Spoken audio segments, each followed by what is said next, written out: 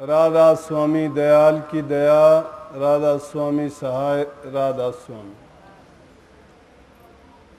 प्यारी साध संगत जियों,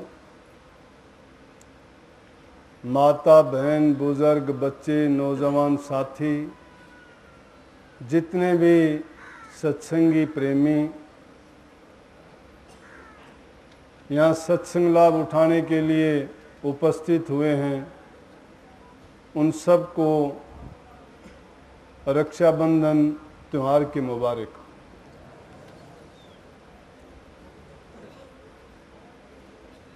आप सभी जानते हैं इस बात को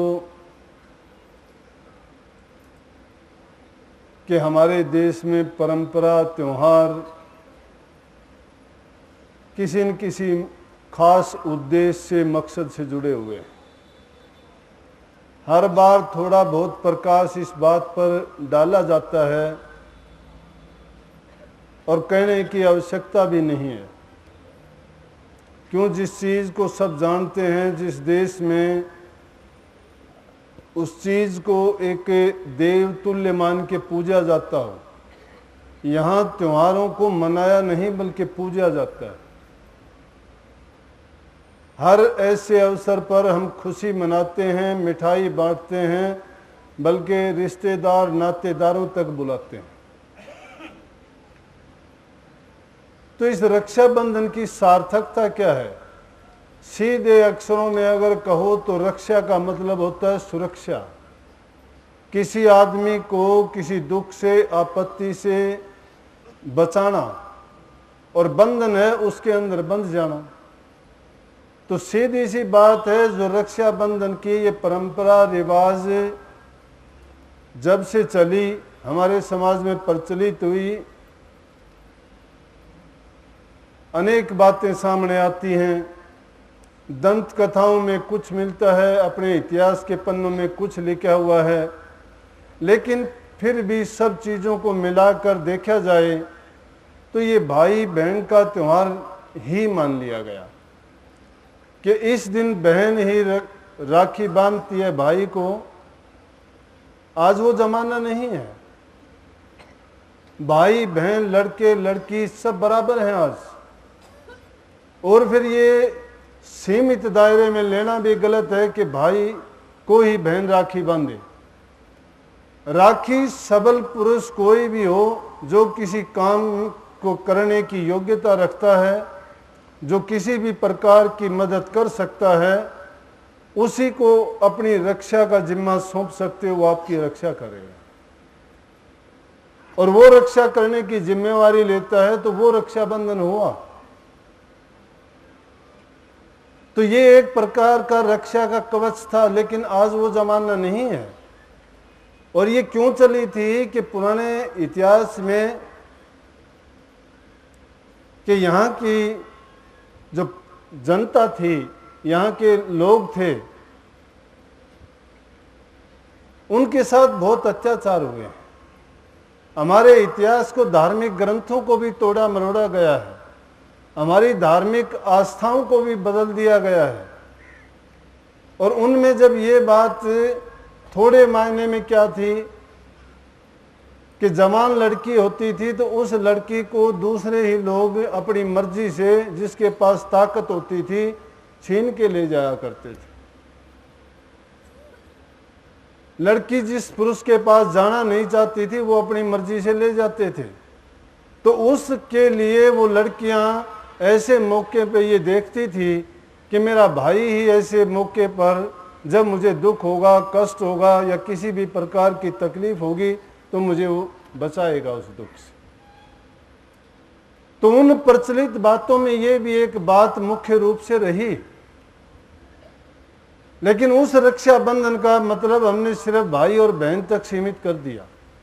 ये भाई बहन तक नहीं, लेकिन भाई भाई को बांध सकता है, लड़की चाचा ताऊ, किसी को मामा या फूफा, रिश्ते में कोई भी नाता हो, लेकिन वो उसकी सुरक्षा रक्षा करने के काबिल हो, उसी को वो जिम्मेवारी दी जाए और वो सहर्ष अपनी जान पर खेल के भी उसकी सुरक्षा का वादा करता है। ये बंधन था।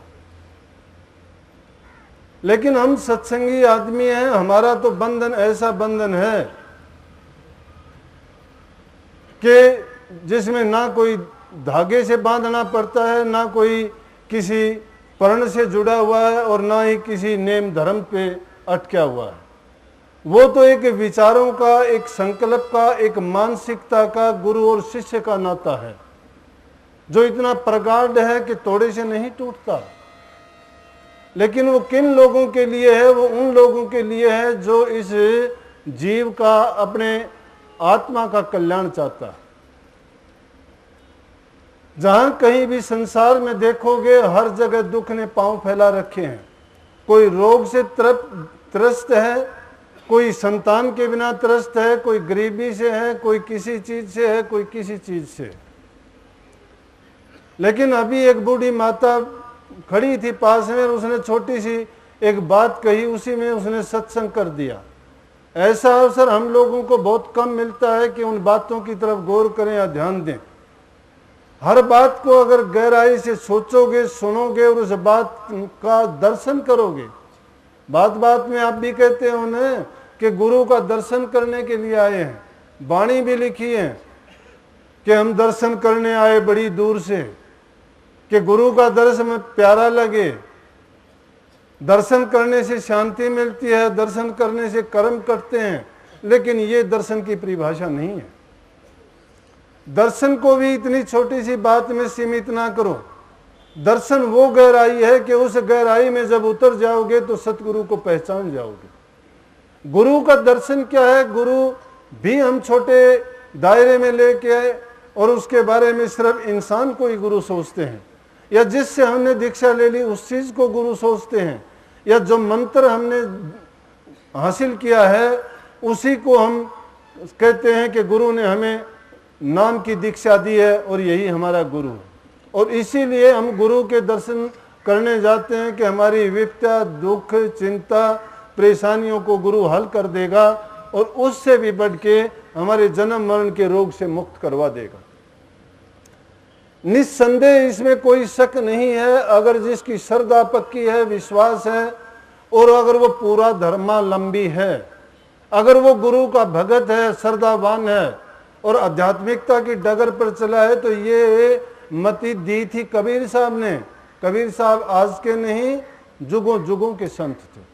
वो चारों जुगों के थे। जब से सृष्टि पैदा हुई थी, कबीर साहब उसी टाइम से पैदा होते हुए आए और उस ज्ञान गंगा का प्रवाह करते रहे, संसार के जीवों को चिता के उनके घर भेजते रहे। उसी कड़ी को थोड़ा स्वामी जी महाराज ने थोड़ी नाम की तब्दीली करके, कबीर साहब ने भी एक नाम नहीं दिया।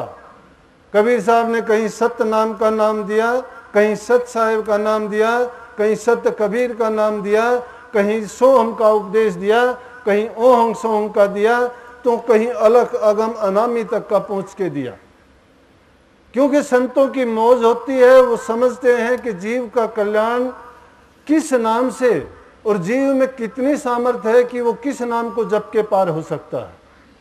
सबके लिए एक चीज नहीं हो सकती, सब रोगों की एक दवाई नहीं है, लेकिन संत जीव के रोग को पहचानने वाले वैद्य हैं। सतगुरु वैद्य सकल जग रोगी। ये पूरा का पूरा संसार रोगी है, लेकिन उसके वैद्य सिर्फ सतगुरु हैं। और सतगुरु शिष्य की नब्ज को पकड़ के पहचानते हैं कि इस शिष्य की बीमारी का निदान किस चीज से होगा।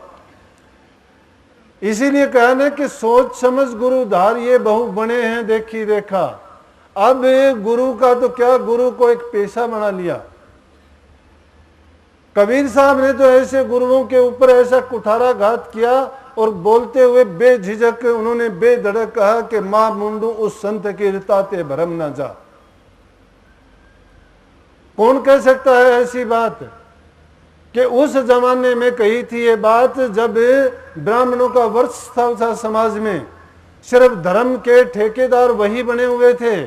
नीच जाति वालों को, जो जाति पाति में फंसे हुए थे,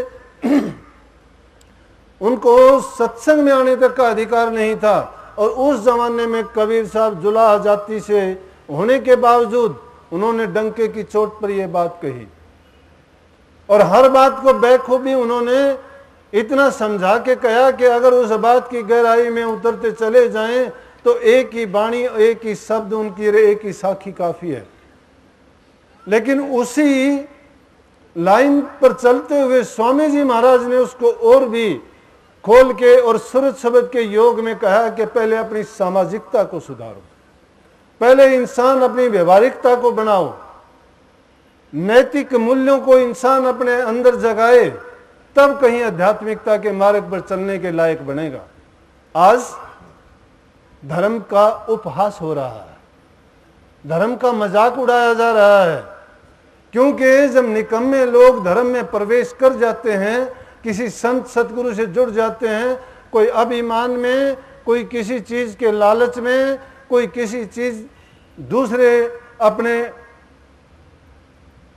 स्वार्थ पूर्ति के लिए और स्वार्थ को पूरा करने के लिए वो क्या क्या कर जाते हैं कि उनका क्या कहा जाए और ना उनका जिक्र किया जाए तो ही अच्छा है। अगर ये चीज धर्म में ना होती तो धर्म तो फिर भी पाक साफ था, और उस धर्म पर चलने वाले, उस मार्ग को अपनाने वाले को जरूरत नहीं थी। लेकिन क्या खूबी थी राधा स्वामी मत में, उन्होंने इतनी सच्चाई के साथ बयान किया कि जो सामाजिकता को नहीं जानता, जो व्यवहारिकता को नहीं जानता, जिसके पास नैतिकता नहीं है, और जो इंसान अपने अंदर सद्गुणों को नहीं ला सकता और सिर्फ बुराइयों में, इन चीजों में जिसकी नीति प्रवृत्ति है। बुल्ले शाह ने बड़े बेधड़क शब्दों में कहा कि आज हम आडंबर में, पाखंड में, कर्म कांड में फंस के और क्या चाहते हैं कि जीव की मुक्ति हो जाएगी। जीव का कल्याण नहीं होगा, चाहे सतगुरु कितना पूरा मिल जाए। सतगुरु को भी शिष्य बदनाम कर देते हैं कि उस मार्ग को लेके मार्ग पर चलते नहीं हैं, गलत काम करते हैं, लांछन गुरुओं पे लगता है। गुरु वो नहीं करता, गुरु तो डंके की चोट पे समाज को सुधारने के लिए, लोगों की मानसिकता को पाक साफ और पवित्र बनाने के लिए और उनके जीवन स्तर को ऊंचा उठाने के, उनके निज घर पहुंचाने का संदेश देते हैं। क्या उस संदेश को अपनाता है कोई? हम एक छोटी सी बात के लिए, छोटे से अहम के लिए ऐसा कर गुजर जाते हैं कि हमारा तो जो बनता है वो बनता है, लेकिन सुनने देखने वाले लोग भी उस मार्ग पर चलने से झिझकते हैं, वो नहीं आना चाहते। क्योंकि आदमी जब अपनी तरफ से साफ होके किसी चीज में लगता है तो वो अपनी नहीं गिरता।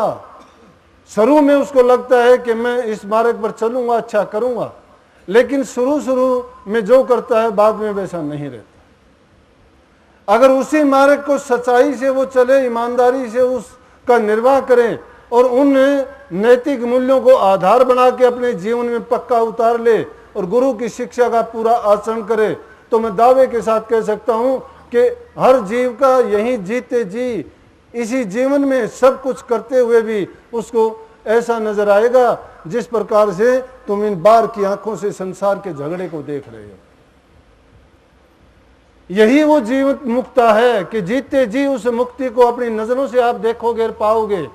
लेकिन हम तो कोई तो जीव के रस में डूबा हुआ है, कोई शरीर की सफाई में डूबा हुआ है, कोई और दूसरी चालाकियों में डूबा हुआ है, कोई घर जमीन जायदाद बनाने में डूबा हुआ है, कोई ऊंचे पद प्रतिष्ठाओं के आधार बना के ऊंचा उठना चाहता है। अरे ऊंचा कहाँ उठना चाहते हो, गिरते जाते हो। ये संसार के पदार्थ आज तक किसी के साथ गए नहीं, गए तो इंसान के नेक कर्म उसके साथ गए। इन चीजों को जिनको हम हासिल करके बड़ा बनना चाहते हैं, उनसे बड़ा नहीं बनते। उनके लिए अगर पीछे की तरफ देखोगे तो सिर्फ बीमारी और रोग के अलावा कुछ भी नहीं है। ये राधा स्वामी मत की शिक्षा थी। स्वामी जी महाराज ने वो बात स्पष्ट रूप से कही और इसीलिए गुरु की भक्ति पर जोर दिया गया। गुरु की भक्ति पर जोर क्या दिया गया कि गुरु जो कहता है वो करो, क्योंकि गुरु ने उस बात को पहचाना है, जाना है और वक्त की नब्ज को पकड़ा है कि आज अगर हम उन जमानों की, उन युगों की बात करें तो नहीं करें। मैंने बुल्ले शाह की बात कही थी। बुल्ले शाह ने पाखंडवाद पर ऐसा कुठाराघात किया, सीधी कही कि जेरब मिलदियां नहात्यां धोतियां तो मिलदा मच्छियां डडुआ मच्छियां मिल जांदा। वो जेरब मिलता नहात्यां धोतियां तो मिलता डडुआ मच्छियां, जेरब मिलता जंगल भजियां तो मिलता गायां बच्चियां। बुल्ले शाह रब उन्हां नूं मिलता जिन्हां दी नीयतां सच्चियां। किसको बता दिया कि जिसकी नीयत सच्ची है उनको रब मिलता है। नीयत सच्ची किस चीज से होगी? इन्हीं बातों से होगी कि पहले इंसान बने। हम इंसान नहीं हैं, इंसान के चोले में शैतान छिपे हुए हैं। निंदा बुराई चुगली के सिवाय दूसरी बातों को हम नहीं जानते हैं। आध्यात्मिकता की ओर तो हम चलना ही नहीं चाहते। हमने धर्म को भी तमाशा बना दिया। सत्संगों में भी अगर आते हैं तो हम तो ऐसे आते हैं कि जिस प्रकार से किसी रिश्तेदार के यहाँ या मेले ठेले में घूमने के लिए आए। अरे सत्संग के लिए आता है, उसको किस चीज की दूसरी चीज की परवाह है? उसको जो दौलत हासिल करनी है वो तो वचन से मिलेगी, दर्शन से मिलेगी, और उनमें जो बात बताई जाएगी उनके अपनाने से मिलेगी। स्वामी जी महाराज ने क्यों कहा कि दरस करे बचन पुनि सुने, सुन सुन के गुणे। कितनी बात कह दी कि दरस करे बचन पुनि सुने। सत्संग में बैठने के तौर तरीके नहीं है। हमें आध घंटा के लिए बैठते हैं, उसमें पसीने से डरते हैं, गर्मी से डरते हैं। हमें कभी इधर देखते हैं, कभी उधर देखते हैं, कभी कुर्ता उठाते हैं, कभी पंखा झोलते हैं। ध्यान किसमें है? ध्यान वचन में तो नहीं है, या तो पंखे में है। कबीर साहब तो सीधे कहते हैं कि कबीर मन एक है, बहुत जगह लगा, चाहे हर की भक्ति कर, चाहे विषय कमा। एक वक्त में दो काम कर ही नहीं सकता इंसान। और जिसकी नजर लगी दीदार से वचन सुनने पे, जिनने अपने ध्यान को केंद्रित कर दिया, वो उस वचन का फायदा उठाएंगे। हमारा ध्यान तो वो ये है कि वो कहाँ देखता है, वो क्या करता है, वो कहाँ सुनता है, वो गया के बैठा हुआ है, मुझे प्यास लगी है कोई पानी पिला दे, फिर किसी को इशारा करते हैं। ध्यान कहाँ है? हम तो 10 आदमियों का ध्यान और अपनी तरफ आकर्षित करते हैं। दूसरों की तरफ ऐसा करेंगे, दूसरा देखेगा, इसको क्या तकलीफ है? इसी तरह से ये इंसान की भूल है कि इंसान का चोला मिलने के बाद जो अवसर मिला हमें इस 84 से छूट जाने का, वो एक ही दरवाजा है, इंसान का चोला। और उसमें भी अगर हम भ्रमवाद में, पाखंडवाद में, कर्म कांड में फंस गए, क्योंकि उनको करने में हमें आसानी